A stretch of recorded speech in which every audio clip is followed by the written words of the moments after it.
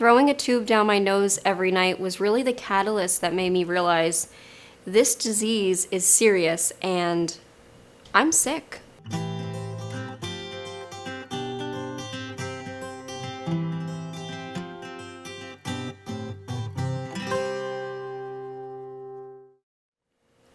Hey guys, it's Maggie and I am back today, and today I wanted to talk about my experience with tube feeding.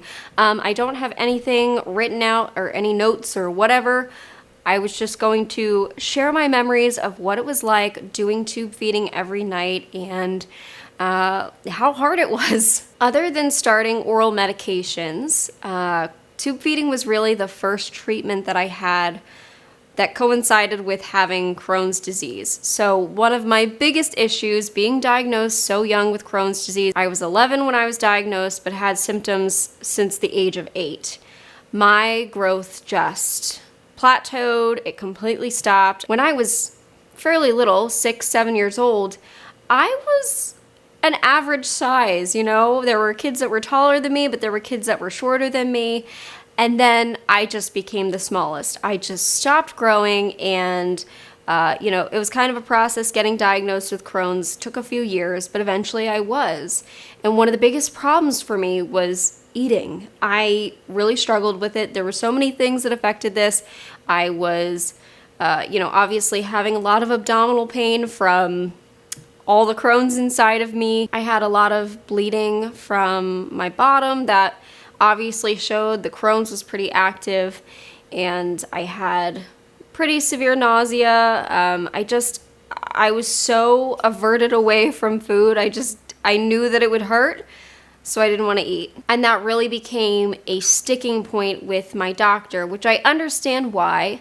We want to catch me up as fast as we can to all of my friends in school, all my peers, try to get me to grow as much as I'm going to, so that way I'm not stunted in growth as an adult. But at the same time, the focus was so hard on just getting as many calories as possible without actually seeing if my other Crohn's treatments, my other medications and stuff were working for the disease, which they were not. So the talk of tube feeding came around pretty soon after diagnosis. I was in 8th grade, and I'm trying to figure out how old I would have been then. Probably, I think I was around 13. This was a stressful time, as it was anyway. It was spring of my 8th grade year in school, and it was actually around the same time that my mother passed away. The lead up to her passing away was a little bit crazy, but my last conversation with her on the phone was actually the day that I had my very first nasogastric tube inserted. And oh my gosh, I fought it hard. I fought it so dang hard. I did not want to do it. I don't think any kid wants to do it. It's not fun, it's not pleasant, but what I will say, if you're facing tube feeding, if you're looking at that for your future, you do get used to it, and it gets better. It's those initial first days and weeks of doing it that are uncomfortable. Your throat is not used to the feeling of having a tube back there, so you just have to make it through those first few days. But I fought it like crazy until my dad finally was like, we can't do this anymore. You're not growing. You're tiny. You weigh, I think at the time I weighed about 55 pounds as an 8th grader, as a 13-year-old. I remember the day pretty clearly that we went to the hospital. I remember the nurse that taught us how to do it because she actually still worked there when I worked there as an adult. So that was pretty cool. Her name was Linda. She worked in the education center, and she was the same nurse that taught us how to do PICC line stuff when we thought I was going to have to go home on TPN. She was the hospital trainer. So patients, inpatient and outpatient patients, would go see her to get training on whatever medical equipment they were going to use. She did training on my ostomy care for me. She did it all. Anyways, since I was not currently hospitalized, we drove to the city to have this appointment where she would teach us how to do it. So it was my dad and myself. And I remember going through the training first, kind of getting familiar with the tubes and the pumps and the feeding bags and all of that stuff. And when it came time to actually place my first NG tube, I said I had to go to the bathroom and I locked myself in. Yes.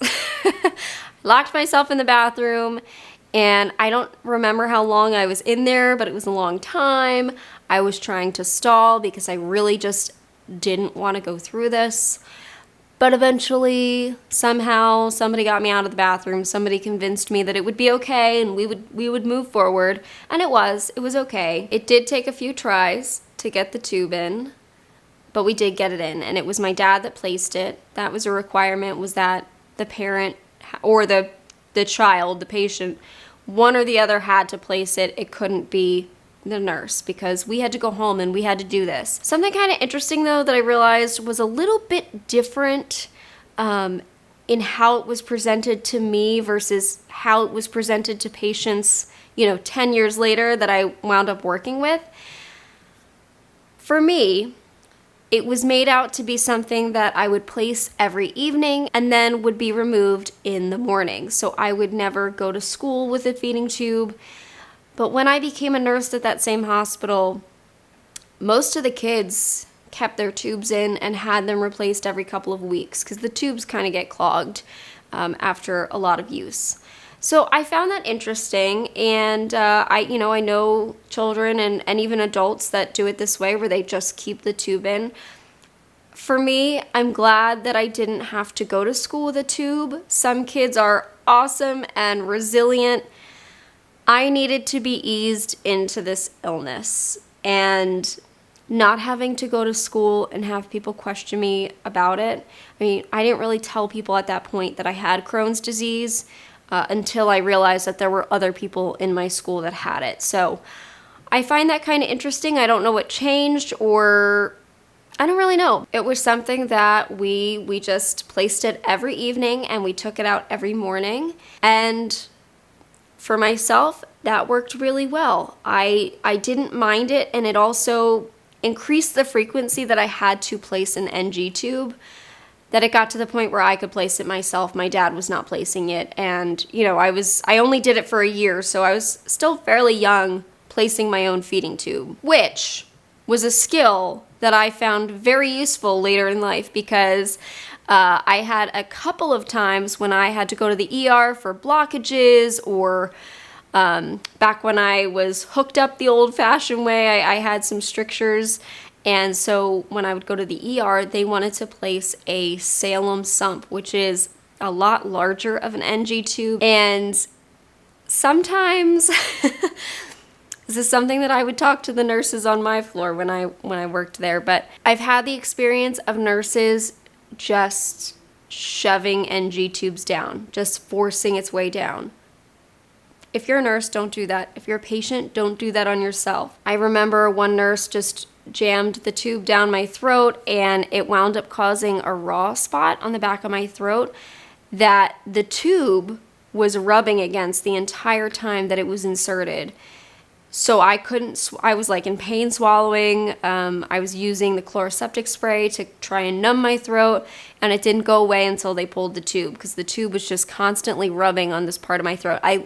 I know exactly where the pain was. It was towards the right side of my throat, because I can still feel it. It was that annoying, and I had to live like that for a week. So remembering that experience and then having the knowledge to place an NG tube, I convinced an ER nurse that I could place my own, and so I did, and it was a lot better. Anyways, yes, that first day with a tube, I remember calling my mom to tell her about it, and trying to get used to talking with a tube in the back of my throat, and kind of a weird memory, because that was the very last time I talked to her. But yeah, it's like I said, it didn't take very long for me to get used to the feeling of the tube.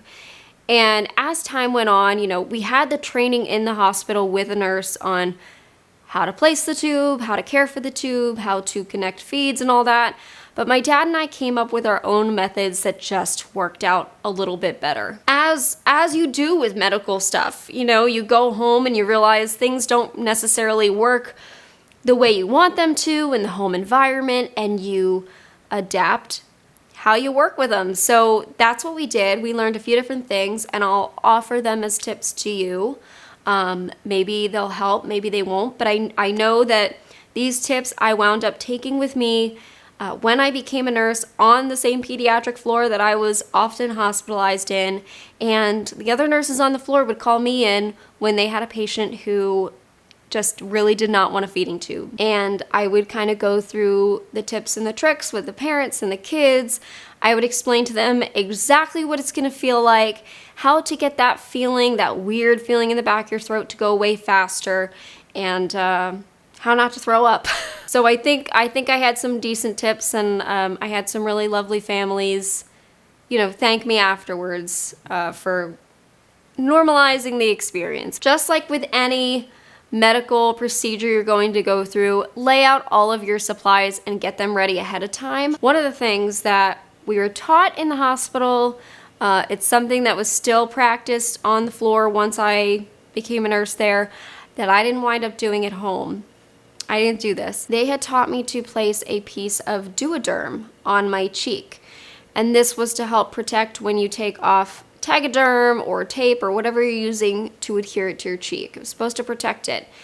Duoderm is really meant to stay on for a longer period of time, which in the hospital, when the kids were keeping their feeding tubes, totally makes sense.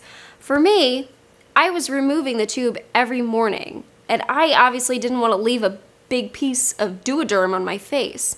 So that didn't really make sense for me. Also, the Duoderm and the Tegaderm on top of it is a really good way to keep it super secure.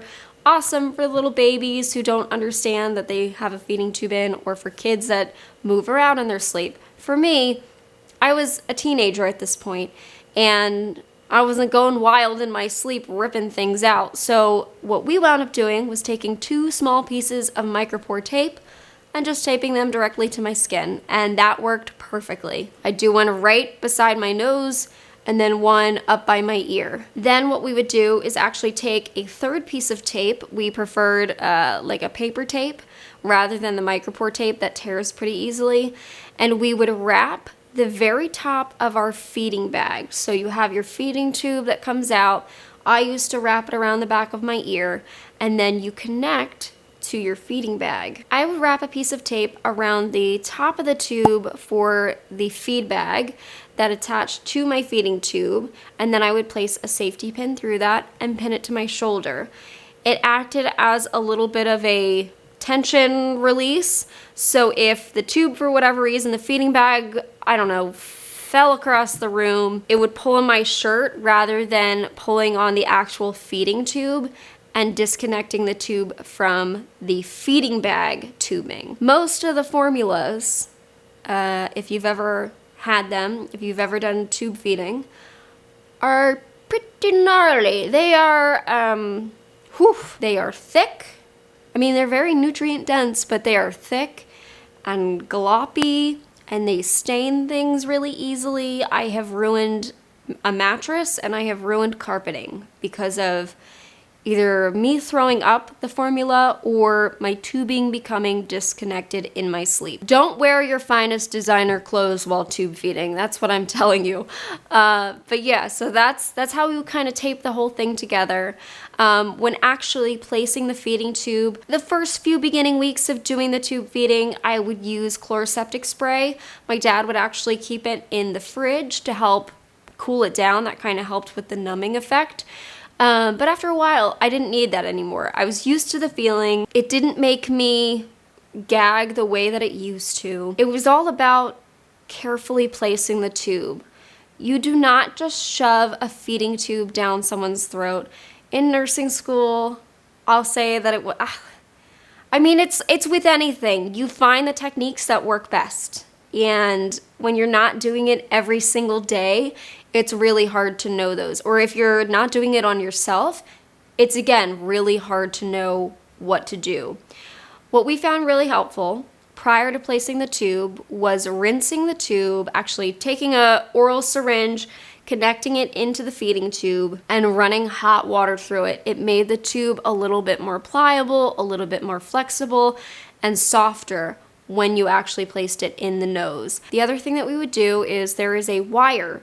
It's a guiding wire that is inside of the tube, and it helps firm the tube up for when you're placing it. And then once your tube's in, you remove the guiding wire because it's rigid and you can feel it a lot more in your throat. We would ever so slightly bend the end of the guiding wire, so that way when we were placing it, the actual end of my feeding tube was bent like this. This helped guide it down my throat because the way that the feeding tube goes in, it goes straight back, and sometimes it gets stuck. When the tube is straight like that, it just hits the back of your throat, and that's when a lot of people start to gag.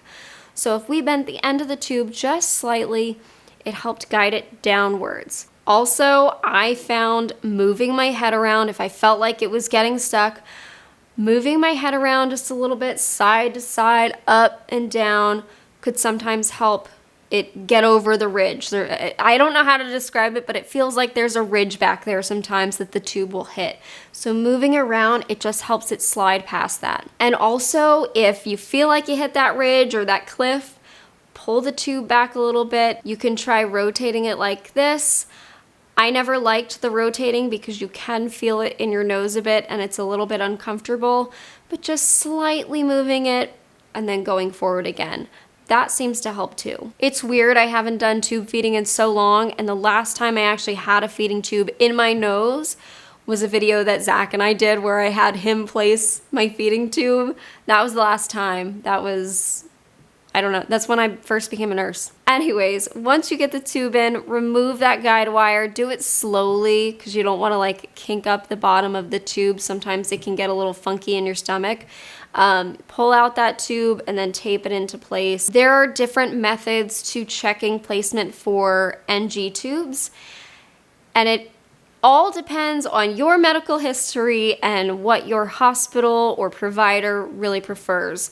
At the time, the way that my doctor preferred me to check placement of my tube, and it's the way that the hospital did it when I worked there, was checking the pH. So we would pull back, we'd take a little oral syringe, connect it to the feeding tube. Once it was in, we would pull back and just get a little bit of the stomach contents out. I know it sounds gross, but that's what you do. And then we would take pH paper and make sure that it matched what was supposed to be the acidity of the stomach. In nursing school, they taught the whoosh test, which is like kind of goofy to me. You take your stethoscope. You're not going to have a stethoscope at home, so you're not going to do this, but take a stethoscope, put it over the stomach, and blow some air into the feeding tube and see if you hear it. That just always sounded really goofy to me.